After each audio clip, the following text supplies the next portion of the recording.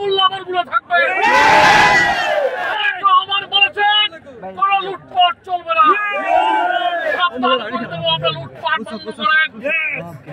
আজকে যখন মিছিল নিয়ে যাব কোন ব্যবসায়ীকে হামলা দেবেন না। যদি কেউ হামলা দেন, যদি জানতে পারে যত বড় গুন্ড হন রশি দিয়ে বেঁধে রাখবো। জীবনে করতে পারবেন না। দেশকে সাজাতে হবে, দেশকে এগিয়ে নিতে হবে। আওয়ামী লীগ চুরি করেছে, আমরা চুরি করবো না। আমরা লুট করবো না। খেলাগুলো আমাদের ভাই, তাদের পাশে দাঁড়াবেন।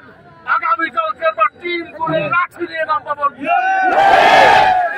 কে কে লুট করতে পারে তার ঠ্যাং ভেঙে দেবো আমরা।